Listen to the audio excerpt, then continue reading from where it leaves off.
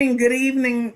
Thank you for joining me, Minister Anita Kelly of AK Ministries, here to give you another segment of For Real, For Real. Tonight I'm excited. We're going to talk about all in the family. I have invited some special guests to come along and talk about our family dynamics and position in our families. And I hope that this will be enlightening. I hope that this will be eye-opening for you. And so stay tuned as I introduce my guest for tonight. Hello, welcome to the round table tonight. It's all in the family. And tonight I have myself, Minister Anita Kelly, my baby sister, Annie McLemore, my beautiful cousins, and guess what? They are sisters. That's Kamala Jones, and this is Kaya McLemore. And they are sisters, and we are cousins! Are you ready? So, we're going to have a discussion tonight because we have the right dynamic here. Not only are we family, we grew up together, doing family things together, but we also have different dynamics. I am the third child, but I am the first daughter. My sister is the baby of the family. She's the youngest of the family. And then I have Kamala, who is the oldest of four. And I have Kaya, who is the youngest in her family. And our family dynamics were just a little different because my sister and I had our mother and our father. And then our father passed away. And then the dynamic in the family changed. So we're going to talk about how that happens. And then I have Kamala and Kaya, who grew up with a single mother household. And so the dynamics in that home were just a little bit different. So we're going to share, and we're going to talk about how it's all in the family, how we communicate and how we get along in our roles that are in our family, which is so very important. And so it's just interesting that we were having a discussion because really it's based on where you are positioned in your family. It has a lot to do with your personality, believe it or not, and how you handle situations and even how you handle people in your immediate family and your children as you start raising your children. So you don't realize how these things come into play. And so when you're trying to get to know and understand someone, you need to really look at where their position is in their family that they were raised in and kind of see what responsibilities they had or did not have. Was there structure or not? And so all these things, believe it or not, have a lot to do with our development and what make us who we are. And so we're going to talk a little bit. Each person's going to speak about their perspectives and growing up and what they experienced. And but I just want to share something. There's a lot of research out there dealing with this topic. And so one thing I wanted to talk about before I have them speak, I want to talk about statistics on research on what the firstborn child, the characteristics used of a firstborn child. And so in most research reports that I read, it talks about the firstborn child being the high achiever. And it says that the eldest children tend to be high achievers, and the leaders who may be controlling and they may be bossy and likely to take on more responsibility, because in most cases the firstborn child had more responsibilities than the other. And so we even talked about gender roles. We talked about how it makes a difference whether you're the male or female in the household, and how that comes to also play into it. So firstborns, the research says, tend to be high achievers, perfectionists, responsible, goal setters, determined, rule keepers, and detailed people. Now, see my firstborn over here, she's smiling because I think she believed that those were the characteristics that she had. but I'm going to let her speak on that in just a moment.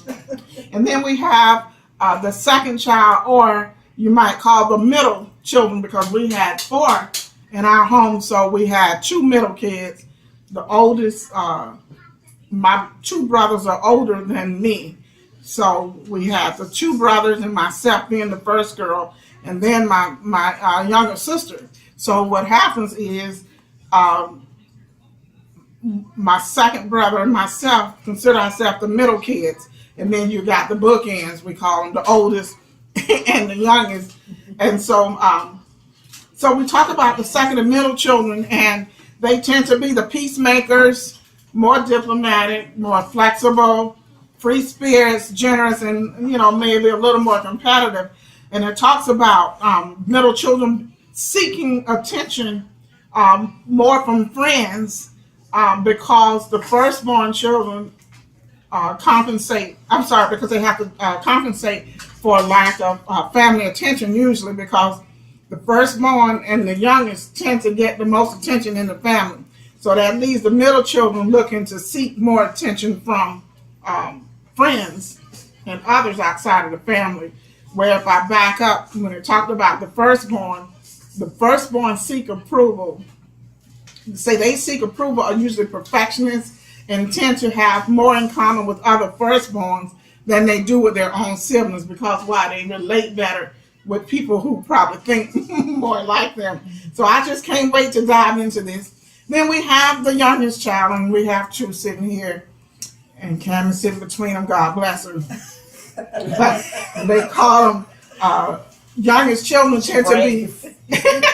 tend to be more outgoing and charming to get attention, yet have a greater sense of independence. They tend to have more freedom and are subsequently more likely to try new things and do what they want to do. And so some of the characteristics of the younger children are charmers, risk takers, outgoing, persistent. They're ideas people, they're creative, and they challenge authority.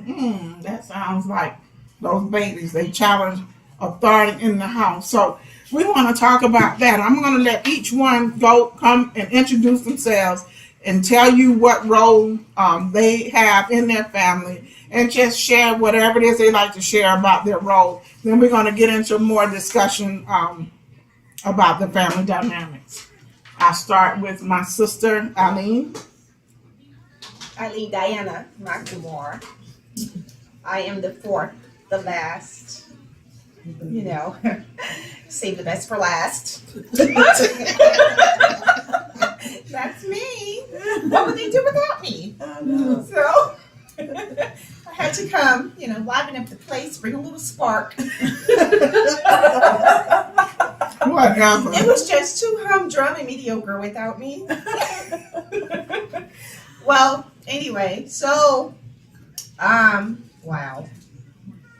My role as an adult. So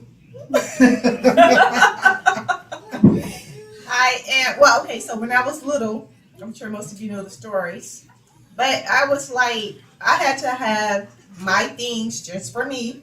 I didn't want to use, their stuff. I had to have my stuff, my deodorant, my soap.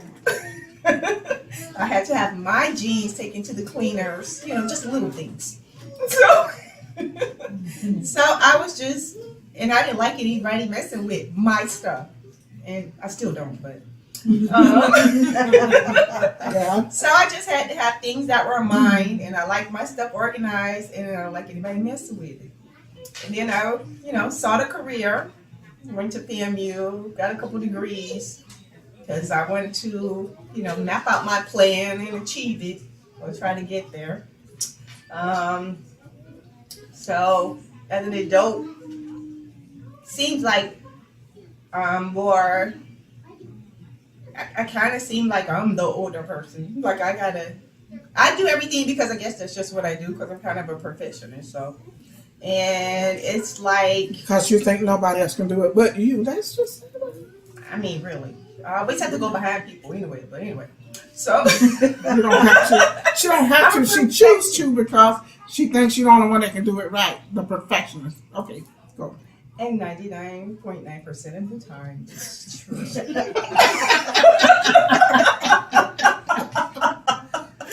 Unless it's Demetrius, my twin, leaves no direction. But everyone knows these stories. But anyway, so I don't know. Anyway, I'm just like perfectionist, organizer, detail. That's me, and I like things to flow nicely. So that's why it may appear to be bossy, one track mind, because this dies away, and that's pretty much it. She actually admitted that. Right? I mean, because candy. What were we talking about? Oh, some decorations for some event. Kimmy was giving me ideas. I say, Kimmy, I just need you to just what did I say? Just follow her. Just follow me. And I say, I'm yes, so sorry. ma'am. But that's just how I am. And so that's what goal getters do. We just kind of got our path, and this is the way to get there. And taking care of my mom, it's me. Just taking the lead in things. That's just my nature. So, but on the flip side, if anything happens to anybody, any one of y'all, I am the first one to be there. On the flip side. So I give you my heart without second thought. So, yeah. Okay, so now we'll hear from Kamala. Okay, I'm Kamala Jones, as Anita said before. I'm the eldest of four in a single parent home with my mom. Growing up, I had the responsibility as being, like a second mom. That's what I was telling my cousins about that. If my mom wasn't there, I had to be the one that took control. So I felt that I had to take on the responsibility of the mother. And to this day, I'm still called Mama Cammy. I'm still called Grandma in some ways because I'm always, wanted them to do the right thing. I'm always expressing how, you shouldn't do that. Don't do that. Do this, this type of thing. So my sister, which is sitting next to me, always told me that she felt like she was double teamed between my mom and myself because she felt like we were always telling her what to do, which in aspects of me being a sister was like, me? I didn't feel like I was telling her what to do. I felt like I was giving her sisterly advice, but it was up to her whether she wanted to, take that advice and do what we were saying. But she took it as we were telling her what to do. So in the roles that we play, in the lives, you tend to continue to take that role on as you go on in your relationships. In the marriage and so forth, in that type of thing. Because I had, in the beginning, me and my husband, we butt heads because I had that strong, independent personality of taking control and making sure things are being done. And my husband had to let me know, I got this, baby. I got this. And so it was hard for me to let go of portion of that role as far as that is concerned, as of me stepping back and not being the one always in control and want to organize things, and just like some of the things that Minister Anita read off. Now, some of the stuff I feel like I'm not much of. I am a bit of a procrastinator sometimes. Sometimes I have to get the file in front of me to get some things accomplished. But for the most part, if it's on my mind, it's going to get done. And, as far as that aspect. But my role, I felt like growing up as a child was being another mother in the home pretty much. Because when my mom had to go to work and working two jobs, I'm home with the siblings. They had to listen to me. They had to do what I said for them to do. And that's the way my mama made it to be plain to be.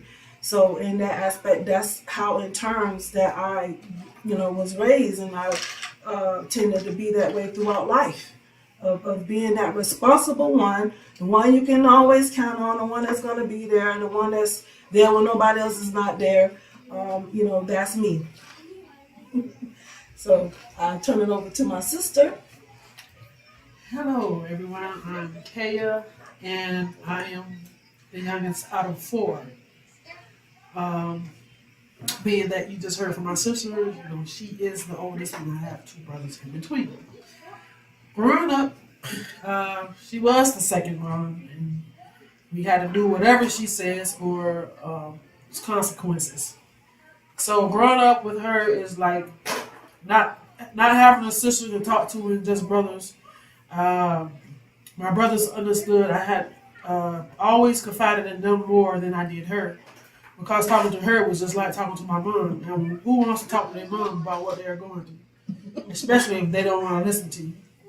So, growing up and with us sharing a room, I didn't touch none of her things. Never, ever, ever, ever, never did I touch any of her things. Because I knew that there was consequences if I touched it. And she would realize if someone touched either one thing off her dresser. So I never touched anything. So like just growing up, being the youngest is not always not having a voice. Pretty much hold a lot of things in. So I just grew up learning how to do everything my brother knew how to do. Because that's what I thought my life was about, is growing up doing what they had taught me to do. And not having a voice, so I found joy, and I was happy in doing that, and I just stayed content in doing that. I didn't have to express my feelings too much around my brother them. They just let me be me. And like growing up like that, now until now, me and my sister we talk about a lot of things, and I try to tell her. Sometimes when she talk to me, she come at me like you my mom, and she always say, you don't like to listen. I said, I don't want to listen to you, because even though she could be saying something right, I don't want to listen. I refuse to block it out, because it's not coming from a sister, it's coming from you. Listen to what I say. Anything what I say was wrong, it ain't wrong. I'm telling you what I say. I'm like, I don't want to hear that. I'm like, and I shut down, and I just hold everything in. Like, go back to like, oh, she don't get me. It's no use to spoiling my beans to her when she doesn't get it. So we had a conversation about me telling her how it's received on my end versus me receiving on her end. So we had that conversation, and she finally got it. And I was like, I just need you to be a sister and just listen sometimes. And just no response back. Just listen to me. Mm-hmm. And I just want to be heard and just listen. So we had that talk. She apologized for not being a sister to me and things like that. And I accept her apology. And that's just the role that we had to play as growing up. Not that it was intentional or purposely done, but that's the role, and that's what we as growing up. That's something that we have to learn to deal with, and that's how we was raised and taught. But hopefully, by talking, and if you guys are going through something similar to this, that you guys can listen and apply some things to what we're saying, and hope that you get a breakthrough as well. Yeah. And so what we're hearing tonight is each person kind of sharing their role in the home. And Diane and I had we have two brothers, but they are older. So I have Dirk Adrian, who's the oldest, and then Dale, who's next.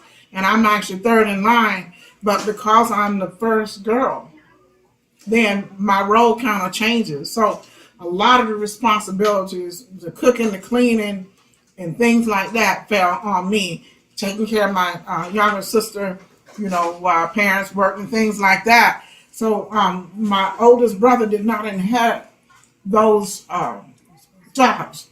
They feel like jobs. He didn't inherit those, nor did my second brother. So it was me having dinner cooked, having the house clean, and things like that. And so the male responsibility in our home was different. The boys had to make sure they took the trash out every evening. And they did have, we rotated washing dishes.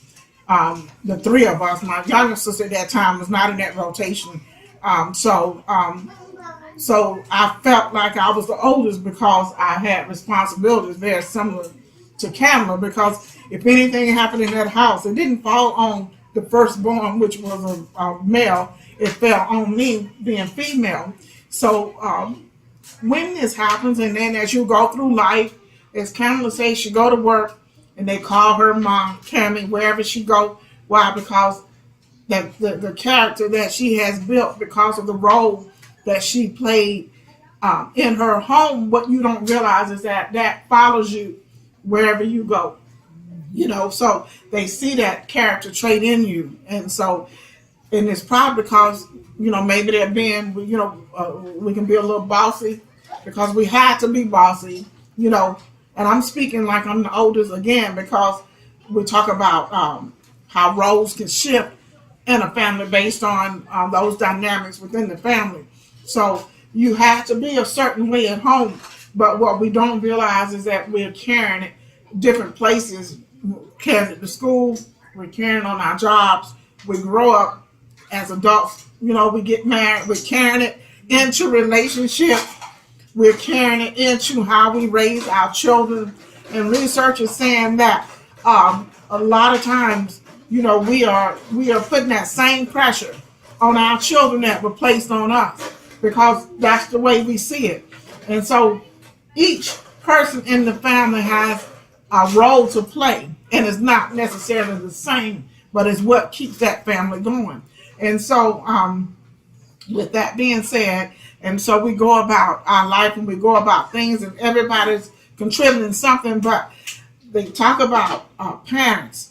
Each child may have been raised just a little bit different, because the first one, the parents are learning.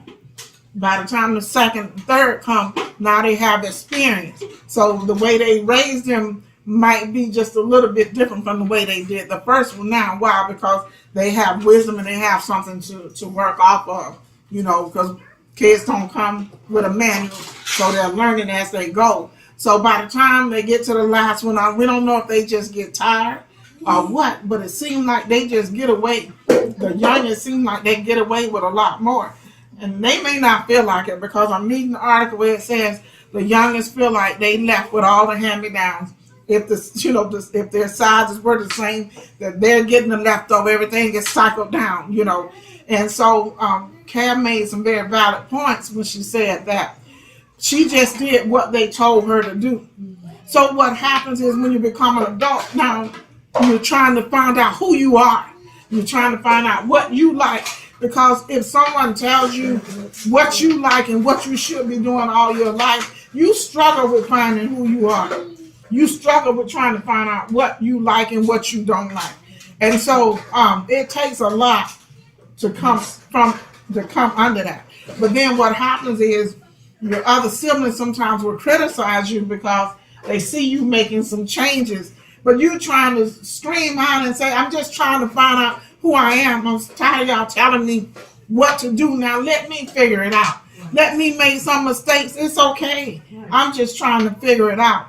And so so we all have very valid points, and I'm so glad to hear that my cousins have been having conversations among each other, because now they are adults with their own families, and they're trying to build a better sister relationship where Kay's not feeling like she's still talking to her mother. And now, don't you find that interesting now, because we're not kids anymore, that they have to have this conversation, because what Kamala's saying is that I didn't even realize that I was doing that, And so what Kamala's desires to have a relationship with her sister, where her sister would feel like she can come to her and talk to her, and when she's not talking to her mom. So it takes open communication and open dialogue, and the willingness to listen to each other, right?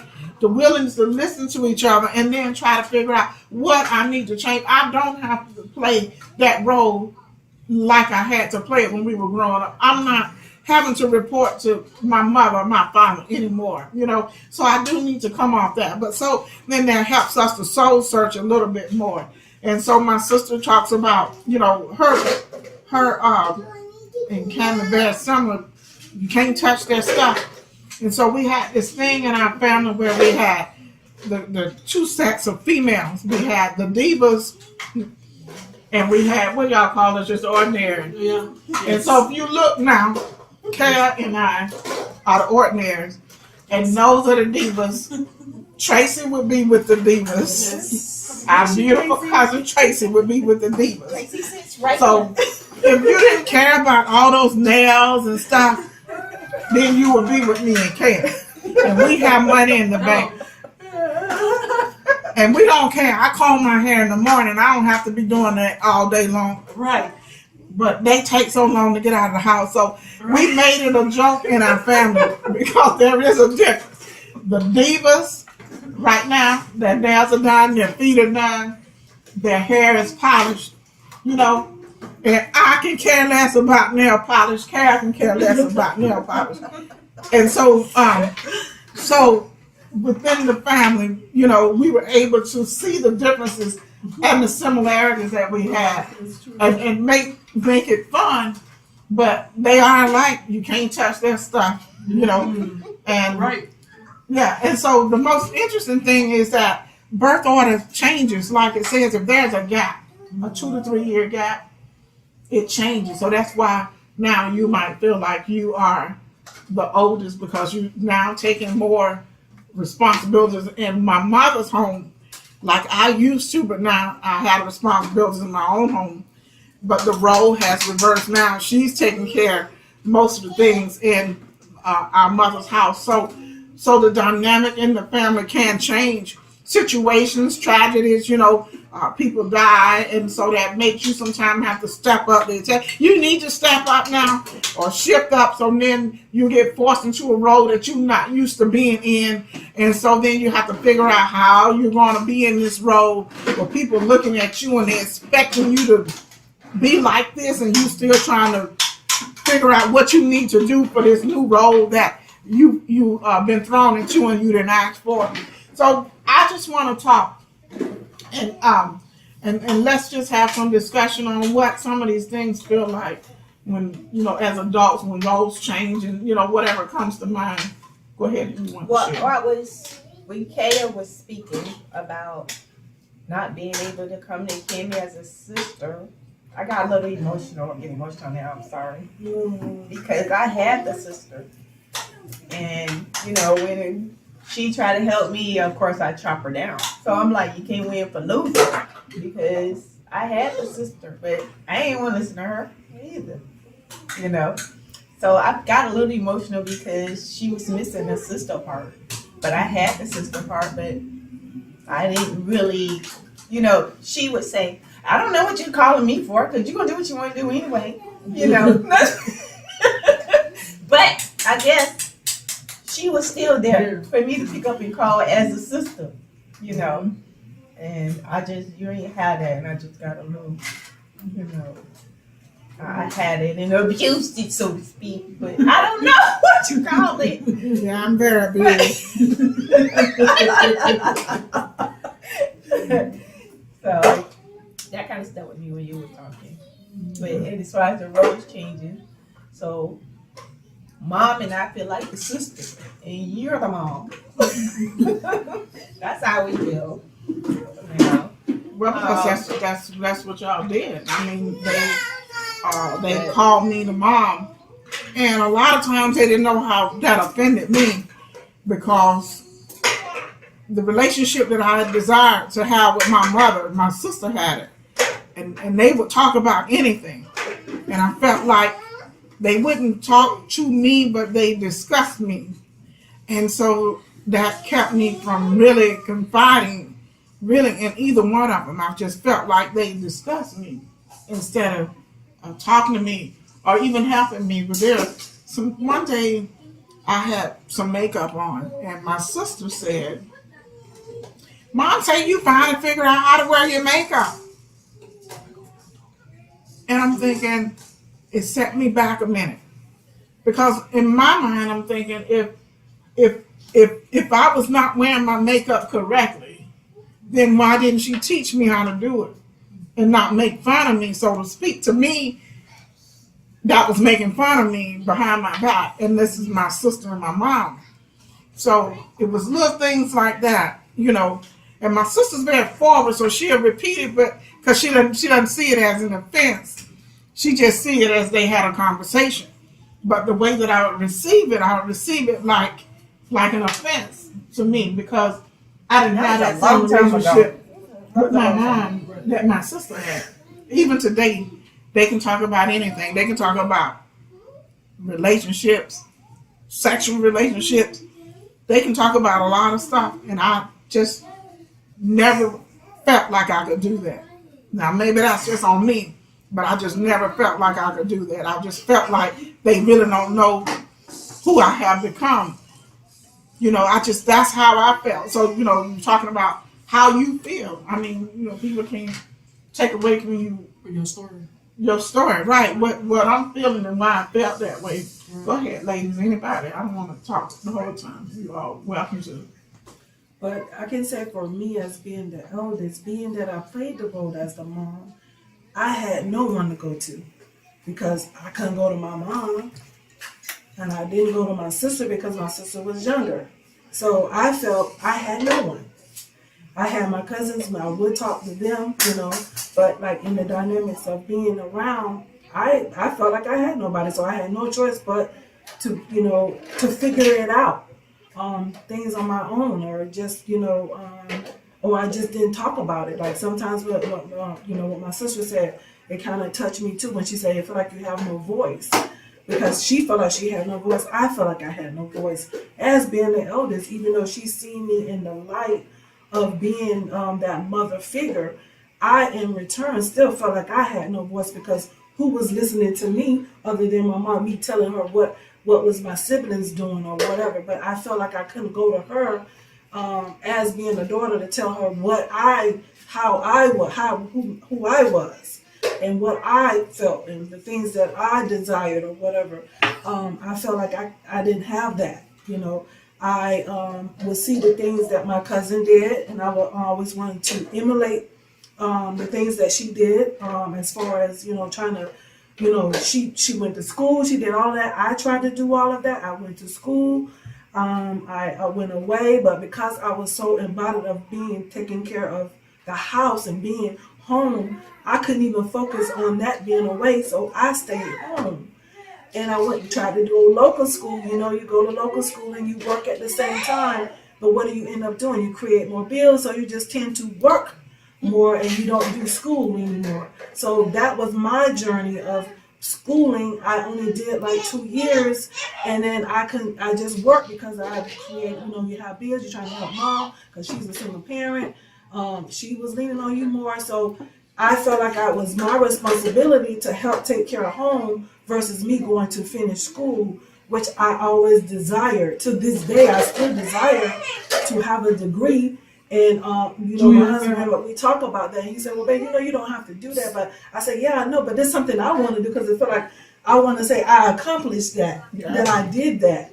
And so I still, you know, that's on my mind. So, you know, you still try to do little things here and there to get things, you know, achieve in life, but it still don't desire to fulfill that one thing that you want to accomplish as far as having